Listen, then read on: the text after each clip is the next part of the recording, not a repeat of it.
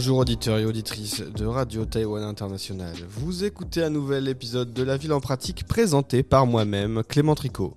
Aujourd'hui, nous allons parler d'une super municipalité importante à Taïwan, à savoir Kaohsiung, dans le sud-ouest de Taïwan, connue notamment pour son grand port en plein renouvellement urbain, qui a laissé place il y a quelques années à une ville qui était polluée et connue pour ses grosses industries et ses porte-conteneurs, et qui aujourd'hui fait de plus en plus de place à du renouvellement urbain et à de nouvelles architectures. Et on va parler d'un projet autour de la gare centrale de Kaohsiung qui ne cesse de se développer et de se transformer. Donc on commence tout de suite.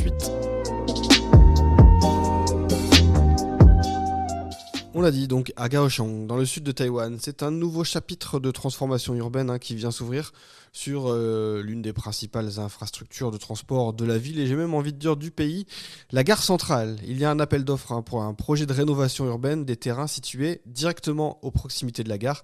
Il est désormais clos, ce sont des terrains particulièrement stratégiques puisque l'accès à Kaohsiung pour beaucoup, c'est soit en transport, on va dire, individuel avec voiture ou scooter, mais ça se fait principalement donc aussi par bus, mais en grande partie donc par le train. Et donc voilà, on a des terrains situés idéalement autour d'une infrastructure majeure qui donc sont donnés à un nouveau promoteur pour de nouvelles constructions. Et en effet, la super municipalité a officialisé la sélection d'un promoteur, Kingdom Development, comme opérateur privilégié, et qui va devoir porter un vaste projet public-privé avec un investissement total de près de 9,5 milliards de dollars taïwanais, soit environ 260 millions d'euros. Alors, ça concerne 3 parcelles, comme on l'a dit, stratégiques, identifiées comme les lots 4 et 5 de la zone de la gare. Bon, je vous passe le détail.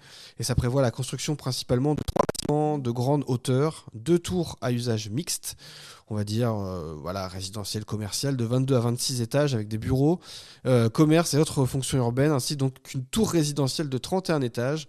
Espérons que la qualité architecturale soit au rendez-vous de ces tours qui sont, on l'a dit, très très bien situées en plein centre-ville. Ce sera un petit peu les premières tours qu'on verra en sortant de la gare, donc elles ont intérêt à être belles si vous voulez mon avis.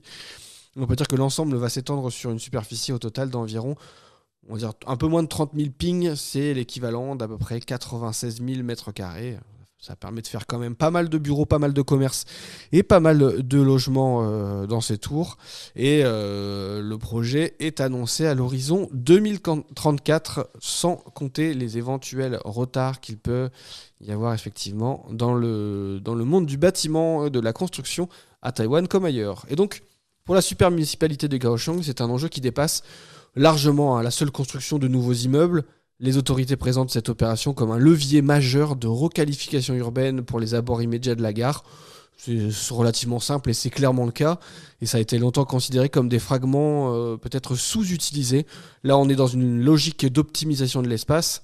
Alors à voir, je n'ai pas vérifié, mais parfois à Taïwan, ce qu'il se passe aussi, c'est que les endroits stratégiques permettent de bénéficier de fonciers supplémentaires, vont monter plus haut en contrepartie d'autres terrains plus éloignés, et c'est une manière de compenser les propriétaires qui ont des terrains relativement loin. On contraint la hauteur peut-être quand on est très très loin des infrastructures centrales ou des gros équipements. En contrepartie, on va leur donner des mètres carrés constructibles à proximité des infrastructures stratégiques et majeures.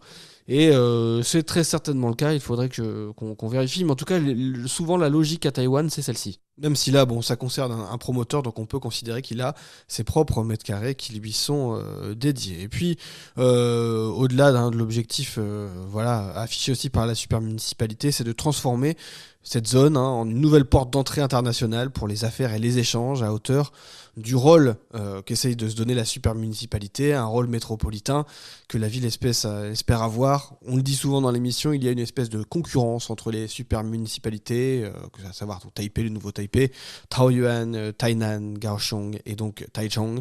En affichant des grandes tours autour de sa gare flambant neuve, on affiche une nouvelle volonté. Et en effet, le site bénéficie d'une localisation qui est particulièrement stratégique entre les pôles, donc le pôle ferroviaire à grande vitesse de cette gare à grande vitesse de Doying au nord, et donc la zone aussi d'innovation 5G, AI, OT de la Nouvelle Baie d'Asie au sud. Donc la Nouvelle Baie d'Asie, c'est ce grand espace avec plein d'édifices culturels, le centre de la musique pop et j'en passe. Et donc ça lui offre une position centrale au croisement de ces grands axes de transport et de ces zones de développement économique de la ville. Et donc c'est un projet avec un grand potentiel de connectivité, d'attractivité, Heureusement, puisque la gare est immense. On peut ajouter que dans les documents de planification, la municipalité insiste aussi sur sa volonté de réorganisation de l'utilisation de ces sols autour de la gare. Donc encore une fois, dans une logique d'optimisation foncière, on ne veut pas perdre ces terrains précieux à la fois pour des raisons stratégiques dans le développement urbain, mais aussi, vous vous en doutez, pour des aspects économiques et financiers. Ces terrains étant très prisés, ils valent une petite fortune et leur développement revêt des enjeux particulièrement majeurs. Alors est-ce qu'on doit monter sur des tours aussi élevées comme ça, comme on l'a dit? Le débat reste entier, mais en tout cas, c'est là où on construit, où on densifie et on veut faire le plus d'intégration de différents types de projets. C'est pour ça que la programmation est mixte, on l'a dit, commerce, bureaux, logements, et puis aussi des grands espaces publics partagés, notamment dans la gare et sur la gare. Et donc voilà, ça prévoit des infrastructures aussi là d'équipements publics, des services publics, police, parking public, des espaces commerciaux destinés, tout ça, à créer de la continuité avec les zones commerçantes et les zones urbaines environnantes du quartier. L'idée, c'est pas de faire une espèce de bulle autour de la gare, mais bien d'assurer la continuité avec les quartiers environnants, à voir comment tout ça s'intègre quand on vient concentrer toutes les fonctions dans une tour.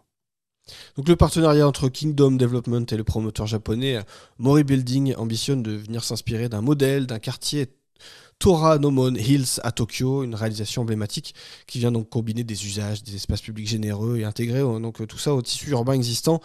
C'est la mode un petit peu à Taïwan, c'est toujours un peu la tendance dans l'urbanisme d'aller se comparer à d'autres pays pour donner un petit peu une idée de ce qu'on essaye de faire. Souvent c'est le Japon, la Corée, ou ça peut être aussi les États-Unis, voire l'Europe quand ça le justifie. Et donc dans ce contexte, la gare elle-même, conçue par l'agence d'architecture néerlandaise Mecanoo, occupe forcément, vous vous en doutez, une place centrale. Elle fait partie d'un immense projet d'infrastructure autour de cette gare, ce projet de développement ferroviaire de l'aire métropolitaine de Kaohsiung, qui comprend plusieurs stations souterraines, un tunnel qui fait près de 9,75 km de long. Et la gare a été pensée non seulement comme un espèce d'immense hub de transport, mais comme un véritable lieu public intégré à la ville. D'ailleurs, l'agence, qui est déjà bien connue pour des projets de grande envergure à Taïwan, a donné à ce bâtiment central de la gare une identité très très forte. L'un des éléments les plus remarquables, c'est la vaste verrière en forme de canopée paysagère. C'est ça qui ressemblait qui s'étend vers la ville et qui relie les différents modes de transport, train, métro, bus, taxi ou encore vélo. Tout ça dans une espèce de geste unificateur voulu par l'architecte. Et il y a une toiture qui est couverte d'espaces verts et traversée par une piste cyclable immense qui est orientée est-ouest et qui vient introduire ici une espèce de surface généreuse d'espace public au cœur du centre-ville. D'ailleurs, c'est un conseil que je vous donne si vous passez par cette gare. N'hésitez pas à aller sur son toit, puisque c'est tout l'intérêt de ce projet. D'ailleurs, on le voit sur les photos qui sont généralement fournies dans les documents de communication, à la fois par la municipalité ou par les architectes de Mecanoo, les Néerlandais. On voit qu'il y a des immenses espaces verts au-dessus de la gare. Et donc, il faut y accéder, il faut aller voir ça, parce que déjà, ça offre une vue assez intéressante sur la ville. Et puis, c'est tout l'intérêt du projet, puisque généralement, ce qu'on voit quand on se promène, c'est plutôt les plafonds, quand on sort de son train, avec ces espèces d'énormes morceaux de métal ronds blancs qui sont imposés les uns aux autres, qui vont venir créer un plafond assez remarquable. Mais en tout cas, voilà, on vient se perdre là-dedans. Alors, je vous parlais du hall central de la gare. Effectivement, il se déploie sous un plafond lumineux avec des motifs ovales qui viennent, là, selon les architectes, transcender la fonction d'entrée pour devenir un espace social, public, et puis faire une espèce de petit effet waouh, comme recherchent les architectes pas mal à Taïwan. Mais avec ce côté un petit peu réconfortant de cette immense toiture gigantesque qui vient se déployer de manière un petit peu organique comme ça, ça amène aussi quelque chose qui est très pratique, de l'ombre. Et ça, c'est très intéressant dans une super municipalité comme Kaohsiung, puisqu'il fait très très très chaud l'été, et même une bonne partie de l'année. Et donc pouvoir marcher quand on a avec sa valise, qu'on sort du train, ou qu'au contraire, on va vers le train à l'ombre, et pourquoi pas dans des espaces climatisés, ça, c'est une petite forme de luxe quand même, ou en tout cas, c'est une logique intéressante. Ça évite d'être complètement trempé avec la transpiration qu'il peut y avoir avec le climat tropical de Kaohsiung. Et donc voilà, ça permet aussi, en plus de ça, d'accueillir, pourquoi pas, des espaces commerciaux avec des spectacles, des stands mobiles, des activités culturelles, des marchés de producteurs, etc., etc. En tout cas, voilà, un espace qui se veut modulable. Donc ça, c'est un petit peu aussi un bâtiment un gros renouvellement, mais on n'oublie pas l'histoire. Il y avait un ancien bâtiment de la gare de Kaohsiung, qui est un bâtiment historique, qui est l'ancienne gare, dans un style colonial japonais, puisqu'elle a été construite à l'époque japonaise. Eh bien, elle est intégrée dans toute cette logique-là, sauf qu'elle a été mise un petit peu sur le côté, donc ça fait un édifice qui rappelle le passé, autour de toute cette modernité contemporaine de l'architecture et de ce renouvellement. Maintenant, voilà, à voir comment ce nœud de transport et cette destination urbaine à part entière va se transformer dans ce grand projet de restauration. Et puis, ce qu'on me l'a dit, l'enjeu maintenant dans les prochaines années, ça va être ce développement de ces grandes tours à proximité. Comment elles vont être reliées à ce quartier, à voir s'il y a la qualité architecturale aussi dans cette connectivité-là. Est-ce que ça aura un intérêt pour la gare de Kaohsiung, pour ces voyageurs, ou en tout cas aussi pour ces hommes et ces femmes d'affaires qui passent par là? Eh bien, il est encore un petit peu trop tôt pour le dire, ce sera les prochaines années qui nous le diront. Et nous arrivons directement à la fin de cette émission. Tout le monde descend, nous étions dans la ville en pratique. Ici, c'est le terminus. C'était donc Clément Tricot, votre chef de bord. Je vous donne rendez-vous bientôt pour d'autres émissions de la ville en pratique. Portez-vous bien sur les ondes de RTI.